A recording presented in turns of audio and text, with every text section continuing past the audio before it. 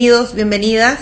María Paz Acevedo de la Unidad de Comunicaciones de la Corporación de Asistencia Judicial Metropolitana, y en esta oportunidad vamos a estar conversando con Martina Pradenas. Ella es abogada de nuestra Unidad de Atención a Víctimas de Delitos Violentos de Punta Arenas, en la región de Magallanes y la Antártica chilena, y vamos a estar hablando con ella acerca del grooming, de un delito de tipo sexual. Así ya vamos a hacer la invitación a Martina para que empecemos a conversar acerca de este interesante tema.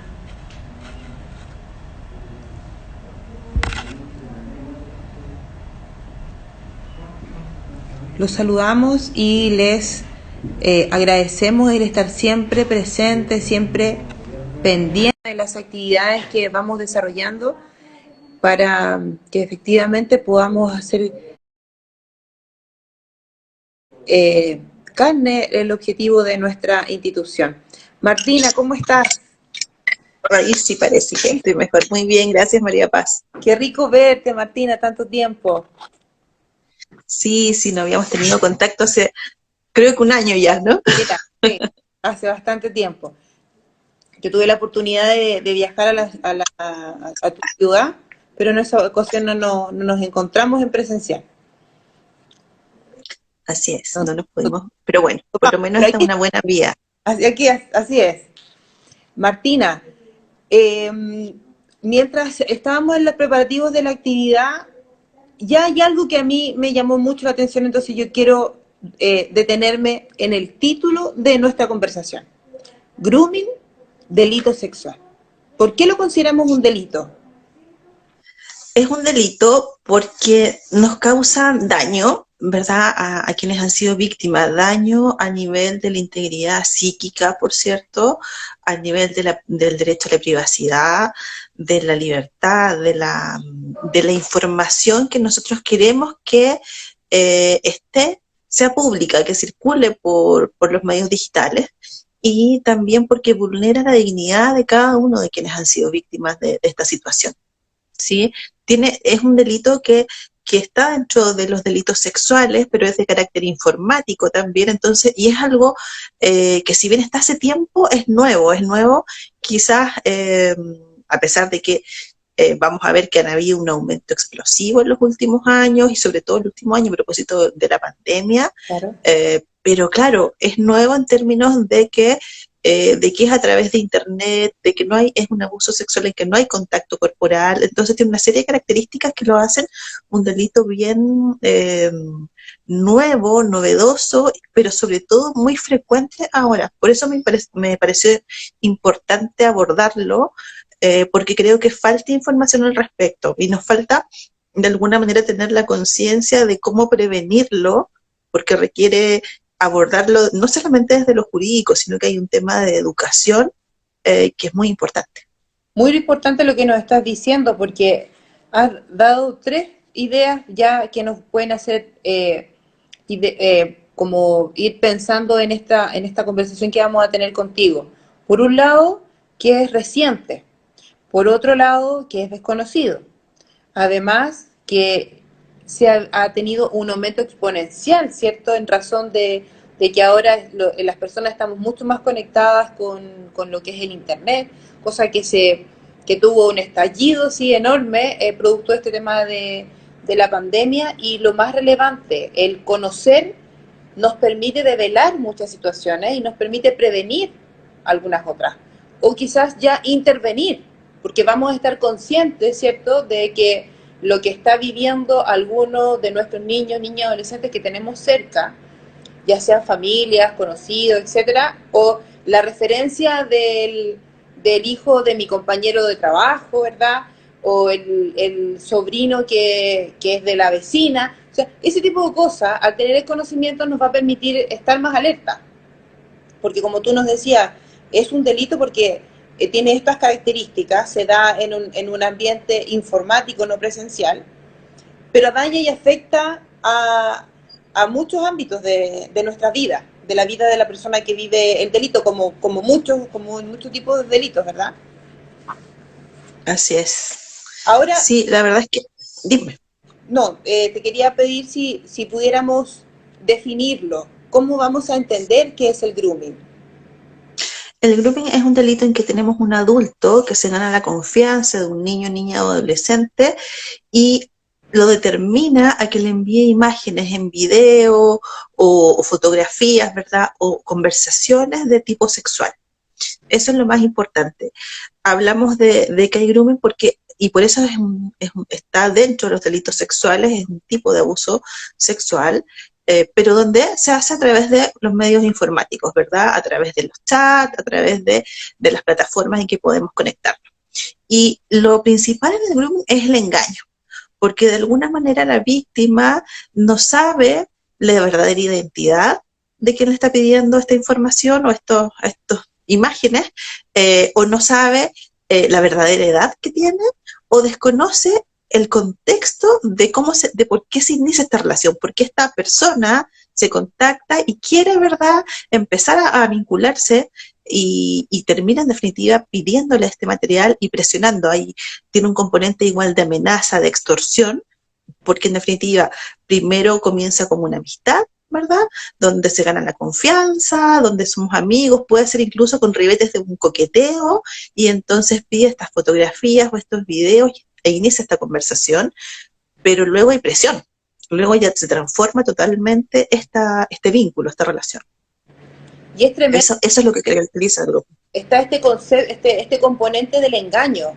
Hemos sabido Exacto. que se hacen pasar por niños o niñas de la edad de la persona a la que están involucrando o cometiendo el delito de abuso, y donde, como tú decías, puede ser que al principio hay un coqueteo, hay una cosa como entretenida para la otra parte, para la víctima en este caso, y que cae en este engaño, y que producto de que cree tener una persona de su edad a la que eventualmente le parece atractiva, ¿cierto? Porque también se muestran una fotografía, te dice, este soy yo, mírame, mándame tú una foto similar, y ahí se comienza a dar toda esta trama que al principio puede ser entretenida, simpática, pero que con el tiempo y a medida que se va adquiriendo la confianza con esta persona, se dan aspectos que son transversales en las situaciones de maltrato o de violencia.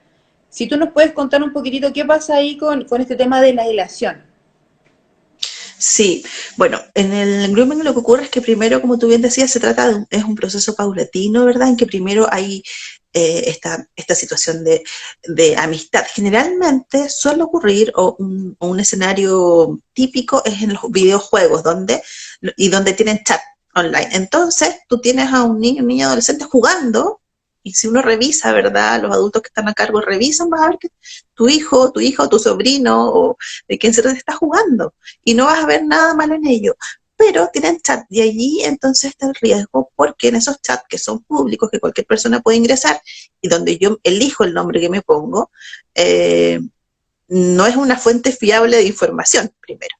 Entonces, claro, en ese contexto, alguien que se acerca a mí, que puede ser por esa vía o envían, no sé, un vínculo por WhatsApp, ¿verdad? O por cualquier red social, donde me invitan a mí a mantener contacto, y en definitiva yo empiezo a hablar con una persona que no conozco, ¿sí? Y que la única información que tengo de ella es la que esa misma persona me proporciona. Por lo tanto, me puede mentir en la edad, me puede mentir en cosas básicas como quién es, dónde está, dónde vive.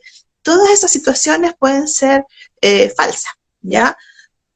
Y entonces, ¿qué pasa ahí? Empieza, ¿verdad?, esta relación en que ahí primero se trabaja un poco en la confianza, y la confianza se trabaja mientras más pequeños los niños, de pronto es más fácil, porque claro, ya el interés común es el mismo videojuego. Claro.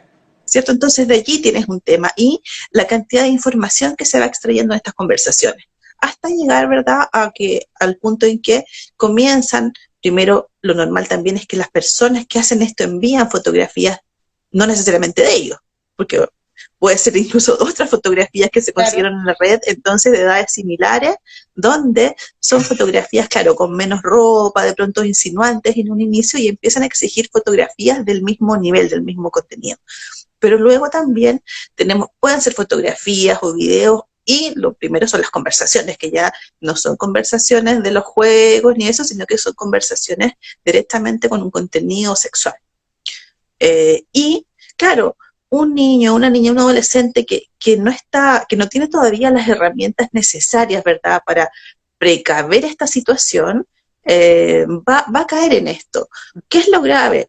Que si bien ellos envían, ¿verdad?, las imágenes que les son pedidas, después existe una presión porque les sigan enviando imágenes. Y hay una amenaza de que, ok, tú me enviaste esta foto, me enviaste este video, entonces yo ahora quiero más videos. Y si tú no me lo envías, yo esto lo voy a enviar, no sé, a tus papás, a tus amigos, a tu curso. Y allí entonces, de alguna manera, se ven entrampadas las víctimas en esta situación. Y eso es lo grave, porque tenemos entonces una situación donde se ve vulnerada mi indemnidad o mi libertad sexual, pero además estoy siendo amenazado, por lo tanto, el daño psicológico, no solamente ya por la afectación a la libertad o la indemnidad sexual, dependiendo de la edad que tenga, sino que además por esta situación constante de amenaza, donde estoy atrapado. Y eso es complejo y por eso es importante la educación, no solamente pensando en las víctimas, sino que en los adultos, en cómo nosotros de alguna manera reconocemos la situación de vulnerabilidad en que nos encontramos todos, y más aún niños, niñas y adolescentes, en el manejo de las redes sociales, en el manejo de estas nuevas tecnologías que hoy día son mucho más utilizadas. Pensemos que sobre todo en pandemia, donde cada vez niños de menor edad tienen un celular con el que conectarse, por ejemplo, a clases. Claro. Estamos hablando, había una cifra que señalaba que el 70% de los niños de 9 años tiene celular en la región metropolitana. Claro. Esas cifras del año 2018. Pensemos hoy día, el año 2021, donde por necesidad muchos niños tuvieron que conectarse vía online, claro, donde tienen mayor acceso, y donde entonces la edad en que yo me conecto y tengo acceso a un medio tecnológico para conectarme a internet disminuyó. Tenemos niños de 5 o 6 años conectados, y también el tiempo de conexión. Claro que sí. Todo eso ha aumentado. Y además, considerando, ¿cierto?, el elemento de que es transversal, que es necesario y que nosotros no lo veíamos, el mundo adulto no lo ve como un medio riesgoso. No es como cuando el niño te iba a la plaza y tú les decías, no hables con nadie, no permitas que nadie se sienta a tu lado, si alguien te quiere tomar, tú grita. Ese tipo de cuidados que uno le da a un niño en la presencialidad no se lo hemos dado en el mundo del internet. No le hemos dicho, ojo, cuidado, te puedes encontrar con alguien que comience contigo a hablar y que te esté engañando, que no se trate de un niño de tu edad, ni una niña de tu edad, se trate de un adulto que lo que quiera es ejercer algún tipo de abuso, de maltrato, y hablarlo abiertamente. Y claro, no lo hablamos porque como mundo adulto estamos como desapegados de esa realidad, porque nosotros de niños no vivimos el mundo de la tecnología, esto ya lo vivimos ya grandes, ¿verdad? Más de adultos. Y porque está este desconocimiento de que hay para los depredadores sexuales, y tú me corriges el término porque quizás quizás no se llamen así, están los depredadores sexuales digitales, que son muchos, que existen estas redes, ¿cierto?, que hemos visto que se han desbaratado, afortunadamente, y que son redes que están a nivel mundial y que hemos visto como víctimas de nuestro país se han visto involucradas en redes internacionales, porque el internet no nos limita. Podemos estar conversando tú y yo en este minuto ahora, donde tú estás en Punta Arenas y yo me encuentro en la región metropolitana. Y perfectamente podríamos haber hecho esto desde cualquier lugar del mundo. Entonces, la conexión que permite esta plataforma es fantástica, pero tiene estos elementos. Y por eso es relevante poder conversarlo, tenerlo presente. Ahora, ¿qué hacemos si ya detectamos que existe esta situación? Ya nos pusimos en alerta, ya como digo yo, me saqué el vendaje de los ojos y ya estoy viendo. ¿Qué hago? ¿De qué manera afronto el tema? ¿Cómo lo converso con mi hijo, mi hija, mi sobrino, mi ahijada, ahijado? ¿De qué manera, cómo retomo el control? ¿Existe posibilidad de retomar el control? Sí, existe posibilidad de retomar el control, pero ahí volvemos un poco a lo que tú planteabas. Dijiste dos cosas que son interesantes y que voy a retomar a propósito de esto del control. Primero, que los niños, niñas y adolescentes son nativos digitales. Ellos nacieron utilizando esta tecnología. Nosotros, de otras generaciones, no. Así es. Hemos aprendido a utilizarla, estamos recién aprendiendo y repensando, ¿no? Cómo ha cambiado nuestras relaciones sociales, Sí. incluso el encontrar pareja, por ejemplo. Para ellos es totalmente normal, está incorporado a su realidad, es parte de su realidad y no se van a cuestionar aquello. Claro. ¿Sí? Entonces, allí hay un tema, y por eso iba a lo que la educación es importante, no solo para pensando en los niños, niñas y adolescentes, sino que primordialmente en nosotros también como adultos, para que reconozcamos esos riesgos en esta nueva tecnología y veamos cómo, de alguna manera, educarnos en la información y en la comunicación. Y de ahí es importante el ser críticos y en fomentar también esta crítica en los niños, niñas y adolescentes. Y la crítica parte de cuestionar las noticias que recibo, ¿verdad? Por todas las redes sociales, cuestionar la información que surge, cuestionar también con quién estoy hablando. Primero pensar que es un desconocido, desconocida, que no sé quién es, que no tengo por qué creer que es verdad lo que me está diciendo. Claro. Si te fijas, es un poco pararnos desde la desconfianza, Cierto. que igual es fuerte, ¿no?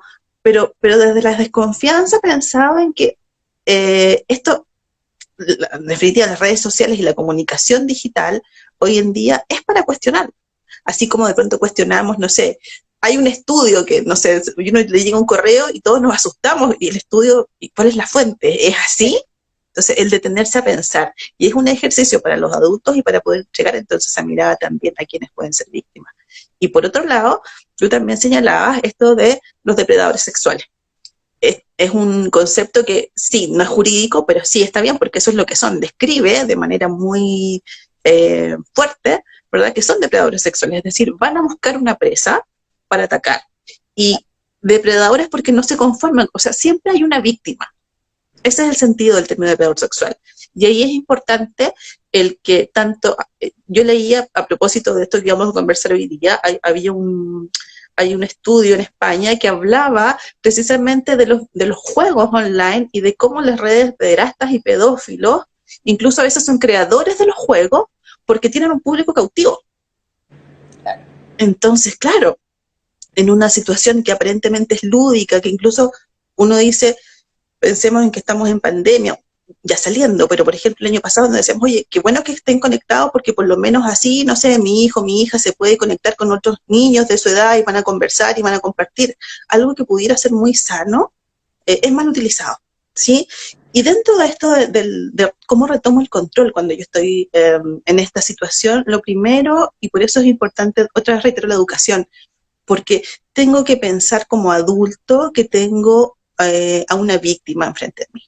Pero una víctima bien especial, porque es una víctima que es menor de edad y eso significa que no tiene las herramientas y que se dio envuelta en un contexto de este delito. Entonces, es muy fácil caer en, pero claro, pero tú enviaste las fotografías, tú enviaste el video, ¿por qué lo hiciste? Bueno, el por qué lo hizo es relevante. No lo hizo porque quisiera, porque ninguna víctima, si supiera el uso que se les va a dar a esas fotografías, estoy pensando incluso en víctimas ya adultos, en situaciones similares, nadie quiere que eso sea mal utilizado, ni amenazado, ni nada. Entonces, se trata de un adulto que generó esta situación. Y ahí está el responsable. Lo que nos corresponde hacer ahí, entonces, para dar la posibilidad de que una víctima pueda decirnos, es que seamos, primero, comprender que es un delito, que se trata de una víctima y contener, ¿cierto? Y no trasladar la responsabilidad al niño, niña, adolescente, sino que al adulto que es responsable. Dentro de eso está escuchar, está permitirle, ¿verdad?, que no ha sido víctima, decirle, oye, tú puedes bloquear el contacto con esta persona, ¿sí? Que a lo mejor fuera del delito, y uno lo piensa y dice, oye, pero es simple, bloquealo. Pero estando en ese contexto no es simple, claro, porque tenemos una persona que tiene información delicada de nosotros, que tiene imágenes, videos, ¿verdad?, claro, donde nos está amenazando. Si tú no te conectas conmigo, o si tú no me envías más fotos, yo voy a enviarle esto a tus papás, y tus papás, el mensaje es que te van a castigar a ti. El agresor traslada su responsabilidad, está trasladando la responsabilidad a la víctima. Por lo tanto, nosotros no podemos hacer lo mismo. Por cierto. Lo otro es guardar los mensajes, guardar esas comunicaciones, porque nos van a servir como prueba una vez que hagamos la denuncia. Darnos cuenta de que hay una situación de amenaza. Y por cierto, que es contarle a una persona de confianza. Y esa persona de confianza, cuando nos toque ser a nosotros aquellos que recibimos la develación, comportarnos como tal, es decir, acoger, proteger, hacer la denuncia y nosotros poner el límite. Porque precisamente se trata de víctimas que no tienen las herramientas para aquello. Claro. Entonces, están vulnerables, están amenazadas, están con la amenaza de que se divulguen ese material, pero también con la amenaza de que tus papás, tu familia no te va a creer, te van a castigar, ¿cierto? Te van a responsabilizar a ti. Todo eso nosotros tenemos que no hacerlo real, en definitiva, sino que decir, oye, no, tú eres víctima, te acogemos, te protegemos, hacemos todo lo posible porque restablezcas el control. No responder las amenazas, sino que hacer la denuncia correspondiente. Claro. Es parte del cómo recupero el control y el acceso. Y allí también tenemos un rol importante en los adultos, en cómo supervisamos la conexión de nuestros hijos, con quién están conectados, qué están haciendo, qué están jugando, con quién hablaron, que tiene que ver con el puente de comunicación en definitiva. Si no tengo la confianza antes, es muy difícil que yo pueda contar a qué me está pasando, ¿sí? A un adulto, capaz que le voy a contar a un compañero de curso o en el colegio. Por eso es que es importante el conocer de este delito, de la naturaleza que tiene, que es bien, como todos los delitos sexuales, bien complejo, pero aquí quizás es mucho más fácil que la propia víctima se sienta muy, muy culpable por lo que pasó, sin serlo. ¿Sí? Porque va a ser cuestionada desde muchos ámbitos. Exacto. Es que tú y tus fotos que te toman las selfies, es que a ti te gusta mostrar mucho cuando cada vez que subes algún video, o si te pones a hacer esas posiciones de estos bailes, no sé qué, no sé cuánto. Las preconcepciones que tenemos los adultos frente a estas actitudes de nuestros niños, niñas, adolescentes, donde para ellos, como hablábamos, es natural, es parte de su cotidianidad el hacer este tipo de cosas, los videos TikTok, todo ese tipo de actividades, ¿verdad?, que ellos realizan. Claro. Entonces, de alguna manera es como cuando en alguna época, y todavía quedan algunas personas, que me voy a traspasar a otro tipo de delito sexual, que es la violación, al mayor número de mujeres o niñas, donde se le culpa a la víctima por el tipo de ropa que usó. Claro. En este caso... Imagínate en esto. En esto, claro, es como... Claro. Mira tú la foto, que insinuante, que no... Claramente, el que recibamos esta capacitación de tu parte, el que seas tan transparente y clara, nos obliga a nosotros que en el escenario de tomar conciencia o el escuchar, ¿cierto?, lo que algún niño o niña adolescente se encuentre viviendo por estos depredadores sexuales informáticos, seamos lo suficientemente empáticos, no cuestionemos, no carguemos a esta víctima de una responsabilidad que no la tiene, porque la que la tiene es la persona que le está ejerciendo. Y exacto, ayuda, ahí donde está el ámbito judicial, ¿cierto? El ámbito de la denuncia, que ahí después vamos a hablar dónde se puede denunciar, y lo que tiene que ver con la reparación, que es lo que hoy día, ¿cierto?, también es posible de recepcionar de parte de las unidades y centros de atención a víctimas de acá, de la Corporación de Asistencia Judicial.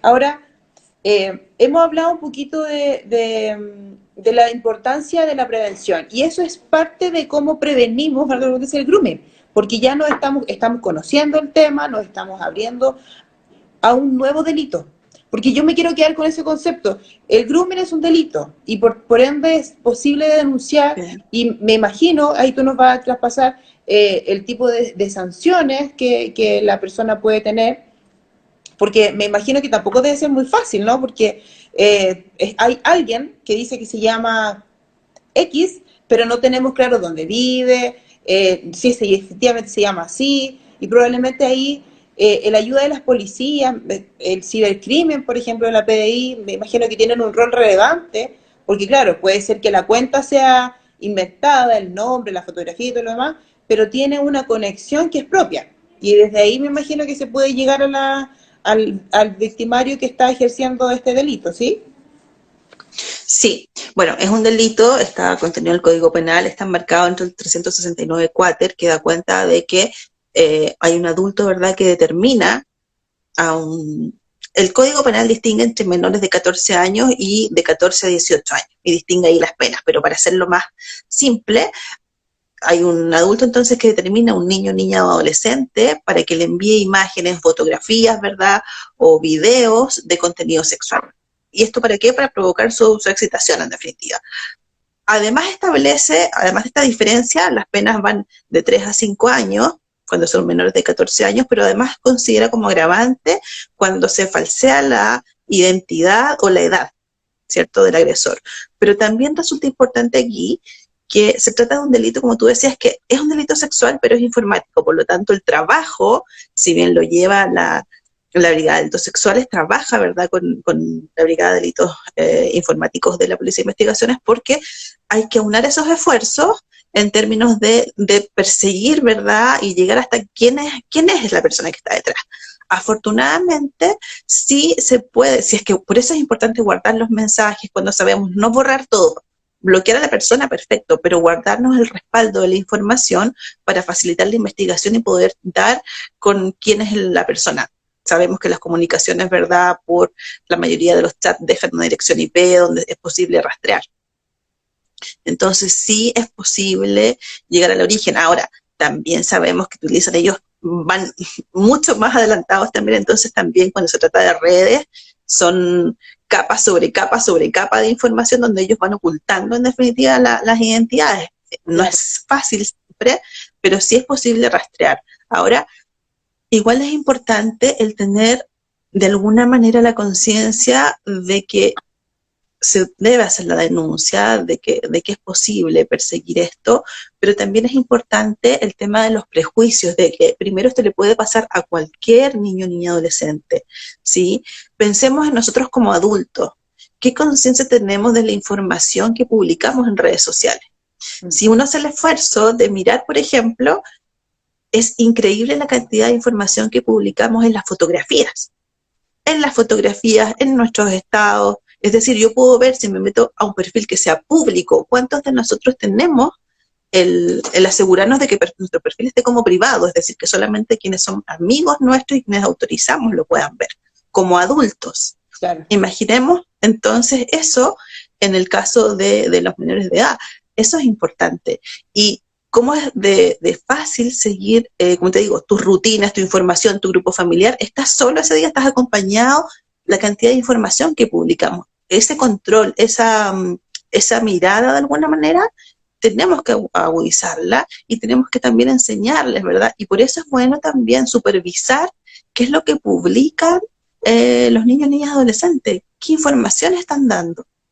Eso es importante, porque claro, ellos no tienen herramientas, no se van a parar desde la desconfianza. Claro.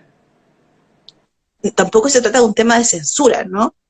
Pero de tener la conciencia de que de pronto información que publicamos puede ser mal utilizada. Sí. Entonces, es complejo, porque uno pareciera que hay que censurar lo que uno mismo, una autocensura, no, sino que el cómo manejamos, cómo controlamos ese flujo de información. El tener la conciencia, el ser claro que no todas las conversaciones o amistades que se puedan generar en la red necesariamente son transparentes, son de la persona que efectivamente se dice ser, y que puede ser que nos podamos encontrar con alguien que lo único que quiera es satisfacer sus necesidades a costa de generar un daño muy importante en la otra parte. Nos hacían un comentario y yo quiero que me verifiquen. Yo a ti te he oído todo el tiempo, te he visto que estás conectada tú conmigo, al parecer también, porque me escribieron una pregunta que estaban las imágenes pegadas. Entonces, si las personas que nos están siguiendo nos pueden decir si hubo algo dentro de la transmisión que no salió, que no alcanzó a ser claro para poder retomarlo. Martina, estamos dentro de la hora. No sé si hay algo más que tú quisieras compartir con nosotros antes de concluir. Sí, hacer hincapié en tener presente que esto es un delito, ¿sí? El incorporarlo de alguna manera a la posibilidad de que esto puede ocurrir, donde como adultos también estamos en esta situación en que podemos ser vulnerables, ¿verdad? Y más aún niños, niñas y adolescentes, por lo tanto tener cuidado, prestar atención, cuántas horas están conectados, qué es lo que hacen, qué actividad tienen. Por cierto que ya los adolescentes es más difícil controlar, pero pensando en que la mayor cantidad de víctimas de grooming son niños pequeños, de 7, 14 años hacia abajo, precisamente porque tienen menos herramientas, porque son más ingenuos, porque no van a desconfiar, el poner atención, ¿sí? Y allí es importante, no tiene que ver con la personalidad de ese niño o esa niña. Tenemos niños que son súper, que uno dice, no, este niño es súper como despierto, es súper toro, no sé qué. No tiene que ver con eso, tiene que ver que a su edad no va a poder él o ella ponerse en el lugar de un adulto que tenga esta mala intención, Claro. ¿no? Entonces, porque no tienen las herramientas, es imposible. Entonces allí necesitan ayuda, necesitan una guía, no dejarlos solos en esta comunicación virtual, sino que acompañar en definitiva, y sobre todo crear la confianza para que en un momento en que están siendo amenazados nos puedan decir qué es lo que ocurre. Eso me parece que es lo más importante. Perfecto. La denuncia, ¿dónde crees tú, de acuerdo a tu experiencia, por este tipo de delitos, dónde debieran hacerla las personas? Policía de Investigaciones y Fiscalía directamente. Carabineros, sí, no tenemos más opción. Perfecto. Pero dado que Policía de Investigaciones siempre lleva este tipo de delitos, generalmente la Fiscalía les encarga a ellos la investigación, entonces es más, nos ahorramos un Una trámite declaración más, de que se vaya directo. una vuelta, exacto, y vamos derecho. Yo preferiría aconsejar directamente Policía de Investigaciones y Fiscalía. Y nuestras unidades y centros de atención a víctimas de delitos violentos pueden tomar y brindar la atención reparatoria de esta víctima y de su grupo familiar. Exacto.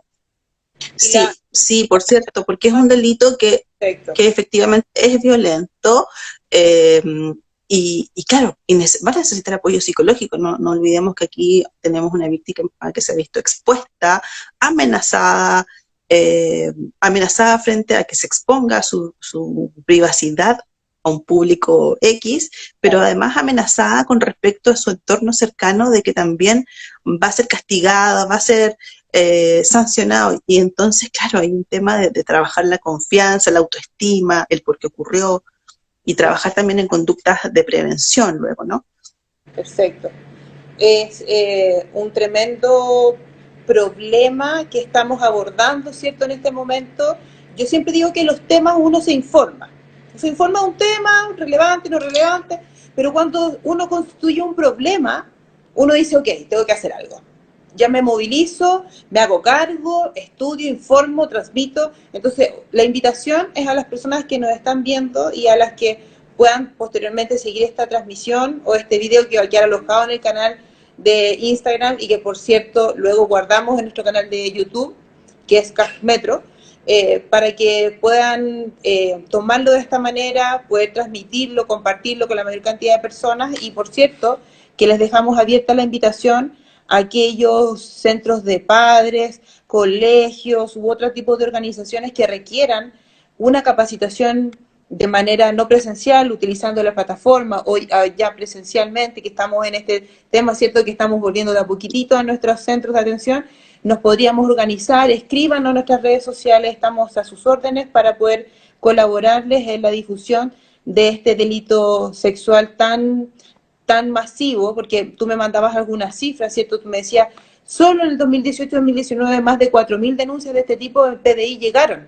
Y uno dice, y esto es previo a la pandemia. O sea, ¿cuánto de esto habrá crecido, verdad? ¿Y cuánto más es la cifra negra? La que no denuncia, la que por desconocimiento no sabe que lo que vive es un delito y que, por cierto, puede denunciar.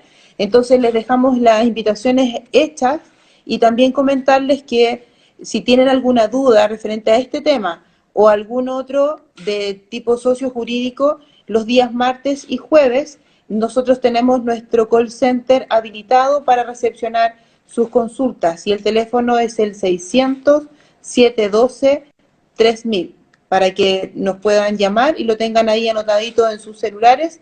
Los días martes y jueves estamos con ustedes. Y el resto de la semana, a través de nuestra página web, cagmetro.cl, tenemos un formulario de atención que se encuentra en el banner principal de nuestra página web, en la parte superior arriba, y también tenemos chat, donde los podemos atender en vivo, les podemos agendar una cita, etcétera. Todos los canales están abiertos, nuestros centros de atención están en proceso de aperturar y estamos con toda la disponibilidad para seguir brindando el sentido de nuestra institución, que es el acceso a la justicia a las personas. ¿Estamos, Martina? ¿Algo más o nos despedimos? Todo bien, agradecerte solamente la invitación y espero que sea algo que las personas primero conozcan y que se informen. Hay harto material en la internet, que no todo es malo, y para que se informen. Ojalá que sea el punto de partida para que tener más conciencia y comenzar a buscar información y poder protegernos de mejor manera. Perfecto, muy buena la invitación y los dejamos a todos invitados, tal cual redundancia, a seguir conectados con nosotros en nuestras redes sociales en cada una de las distintas actividades que estamos haciendo para ustedes. Que tengan todos una buena tarde. Chao, Martina. Chao, que estés muy bien. Igualmente.